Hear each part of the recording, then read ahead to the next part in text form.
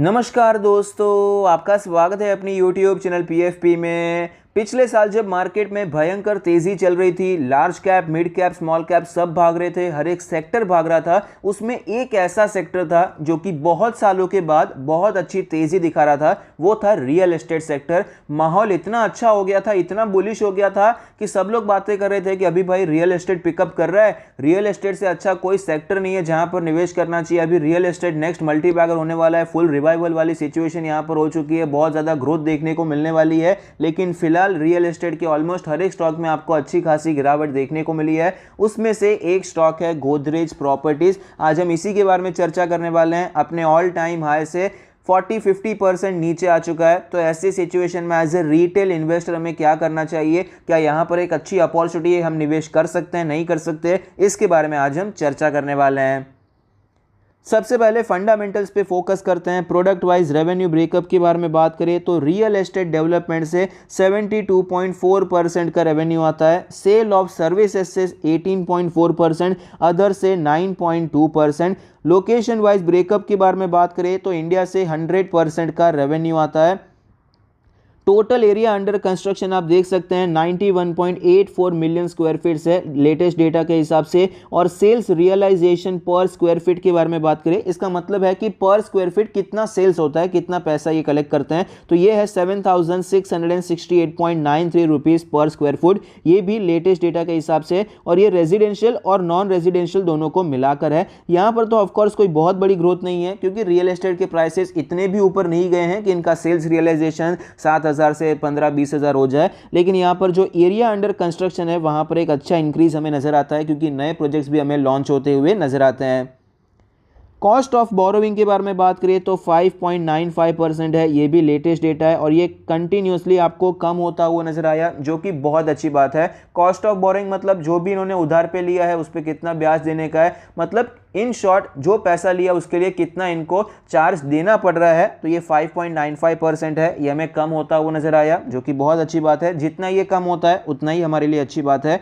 Financial trend के बारे में बात करें तो आप देख पाएंगे रियल एस्टेट सेक्टर आपको टॉप, तो यहाँ पर स्टॉक मार्केट के बारे में बात करें 2008 में टॉप बना था, उसके बाद वो प्राइसेस अभी तक आपको देखने को नहीं मिले हैं। जो इंडेक्स है रियल एस्टेट का निफ्टी रियल्टी, उसमें भी वो हमें हाई अभी तक आता हुआ नजर नहीं आया है, अभी काफ़ी ज़्यादा दूर चल रहा है। और जो ग्रोथ हमें यहाँ पर पहले देखने को मिली थी 10-12 सालों से, आपको वो ग्रोथ देखने को नहीं मिली है। रेवेन्यू में भी कोई खास ग्रोथ नहीं हुई है, प्रॉफिटेबिलिटी में भी बड़ी ग्रोथ नहीं हुई है। कोविड की वजह से तो और गिरावट देखने को मिली, कंपनी ने लॉस भी किया था, लेकिन एक अच्छा बाउंस बैक हुआ, रेवेन्यू भी ऊपर गया, प्रॉफिट्स भी हमें ऊपर जाते हुए नजर आए। आपको पता ही होगा स्टैम्प ड्यूटी भी आपको कम होती हुई नजर आई थी, उस टाइम पे भी एक अच्छा खासा बूस्ट मिल गया था रियल एस्टेट सेक्टर को। यही वो टाइम चल रहा था जब आपको एक भयंकर तेजी देखने को मिली। एक और रीजन ये जो बाउंस देखने को मिला, इतना स्ट्रॉन्ग बाउंस बैक, उसका रीजन ये भी है कि इंटरेस्ट रेट काफी कम थे, तो लोन्स भी काफी ज्यादा सस्ते में मिल जाते थे।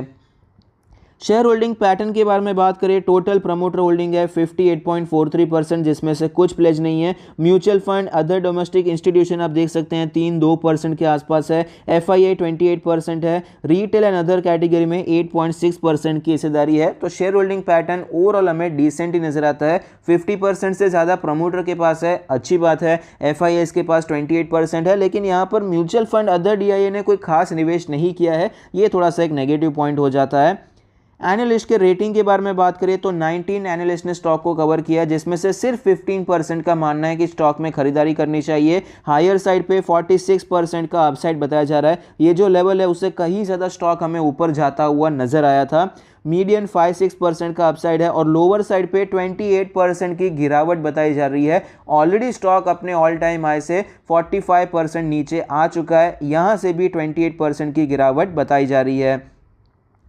पीयर कंपैरिजन के बारे में बात करें तो आप देख पाएंगे यहाँ पर मार्केट कैपिटलाइजेशन में मैक्रोटेक डेवलपर्स और DLF इससे आगे नजर आते हैं। जो टॉप कंपनी है वो ऑलमोस्ट हमें डबल साइज की नजर आती है। वैल्यूएशंस के बारे में बात करें, ऑलमोस्ट हर एक कंपनी आपको 50 के ऊपर के पी रेशियो, 60-70 के पी रेशियो पर ही ट्रेड करती हुई नजर आई है। यहाँ पर वैल्यूएशन का खेल कैसा होता है कि जब भी कोई प्रोजेक्ट एकदम जोर में चल रहा होता है, जितना ज़्यादा सेल्स एक बार हो जाता है तो आपको कलेक्शन वहाँ पर ज़्यादा देखने को मिल जाता है। उसके बाद जब तक कोई दूसरा प्रोजेक्ट बनता नहीं है, जब तक वो प्रोजेक्ट अनाउंस नहीं होता है, उसका सेल शुरू नहीं होता है, तब तक यहाँ पर रेवेन्यू जल्दी आते नहीं है। तो रियल एस्टेट सेक्टर में आपको कोई एकदम प्रॉपर वे में, जैसे हम दूसरी कंपनीज को एनालाइज करते हैं फाइनेंशियल ट्रेंड, जैसे रेवेन्यू साल दर साल थोड़ा थोड़ा करके बढ़ता जाता है, इस प्रकार की सिचुएशन के चांसेस यहाँ पर वैसे ही कम होते हैं। इसलिए वैल्यूएशन होता है तब बहुत ज़्यादा महंगा दिखता है, और जब एकदम सेल्स हो जाता है तब वैल्यूएशन एकदम चीप भी दिखाई पड़ता है।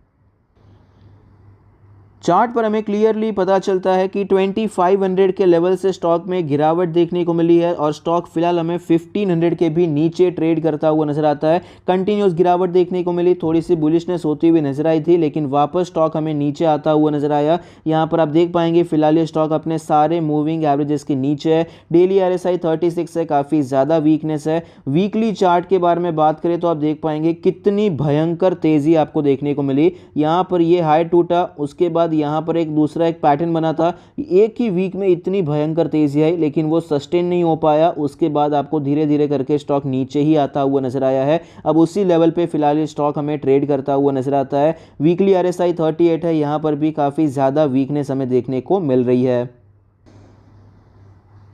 इंपॉर्टेंट लेवल्स के बारे में बात करें तो सबसे पहले रेजिस्टेंस को डिस्कस कर लेते हैं। 1700 के आसपास हमें स्ट्रॉन्ग रेजिस्टेंस नजर आता है। यहीं से ब्रेकआउट हुआ था, तो यहाँ पर सपोर्ट एक्सपेक्टेड था, लेकिन ऐसा हुआ नहीं, कंटिन्यूसली नीचे आया। फिर यहाँ पर ये जब रीटेस्ट हुआ, यहीं से आपको गिरावट भी स्टॉक में देखने को मिली है। फिलहाल भी यहीं से स्टॉक आपको नीचे आता हुआ नजर आता है। सपोर्ट के बारे में बात करें, 1200 से करके 1300 के जोन में आपको सपोर्ट नजर आता है। यहाँ पर पहले भी स्टॉक ने सपोर्ट लिया है, कई बार यहाँ पर सपोर्ट लेने के बाद तेजी आई थी। फिलहाल भी स्टॉक यहां से सपोर्ट लेकर हमें ऊपर जाता हुआ नजर आया, तो हम एक्सपेक्ट कर सकते हैं कि यहां पर स्टॉक सपोर्ट ले सकता है, कंसोलिडेट कर सकता है और वापस ऊपर जा सकता है। तो इन दोनों लेवल्स को ध्यान में रख के हमें काम करना है। शॉर्ट टर्म, मिड टर्म के बारे में बात करें, शॉर्ट टर्म के लिए तो जब तक ये 1700 के ऊपर नहीं जाता है तब तक के लिए अवॉइड करना है। मिड टर्म के बारे में भी बात करें तो ये सपोर्ट अभी वीक हो चुका है, यहां पर टेक्निकली काफी ज्यादा वीकनेस है। चाहे हम डेली चार्ट या वीकली चार्ट के बारे में बात करें तो यहां पर मिड टर्म के लिए भी अभी के लिए हमें अवॉइड करना चाहिए, स्ट्रेंथ का वेट करना चाहिए,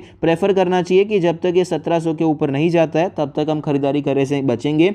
लॉन्ग टर्म के बारे में बात करें तो लॉन्ग टर्म इन्वेस्टर की बात करते हैं तो वहां पर कंजर्वेटिव, एग्रेसिव दोनों इन्वेस्टर होते हैं। तो जो एग्रेसिव इन्वेस्टर्स हैं उन्हीं के लिए ये सेक्टर बना है। रियल एस्टेट सेक्टर में अगर आप कंपनीज में निवेश करते हैं, रियल एस्टेट कंपनीज में, तो काफी ज्यादा रिस्की कंपनीज होती है। तो यहां पर अगर आप निवेश करना चाहते हैं तो रिस्क टेकिंग एबिलिटी आपकी हाई होनी चाहिए। अगर आप एक कंजर्वेटिव इन्वेस्टर हैं तो गोदरेज प्रॉपर्टी तो क्या, कोई भी रियल एस्टेट सेक्टर में आपको, रियल एस्टेट कंपनी में आपको निवेश नहीं करना चाहिए। लेकिन अगर आप रिस्क लेना पसंद करते हैं तो गोदरेज प्रॉपर्टी एक अच्छी चॉइस हो सकती है, यहां पर आप निवेश करने के बारे में सोच सकते हैं। फिलहाल रियल एस्टेट सेक्टर में कई चेंजेस देखने को मिल रहे हैं। यहाँ पर जो छोटे बिल्डर्स थे वो भी कम होते हुए नजर आते हैं और कॉर्पोरेट बिल्डर्स आपको बढ़ते हुए नजर आते हैं। मेरे फादर एक सिविल इंजीनियर है, कई बार हम ये डिस्कशन करते हैं कि पहले जब टाइम चल रहा था 10, 15, 20 साल पहले, आपको जो छोटे बिल्डर्स थे वो भी काफ़ी ज़्यादा फॉर्म में चल रहे थे, जो इतने छोटे कि भाई एक बंदा भी काम नहीं कर पा रहा है, 10-15 जन साथ में आते हैं, पैसा एक जुड़ाते हैं, उसके बाद बिल्डर बनते हैं और वो एक काम करते हैं, छोटा प्रोजेक्ट निकालते हैं। इतना अच्छा चल रहा था कामकाज, लेकिन फिलहाल सिचुएशन एकदम चेंज हो चुकी है।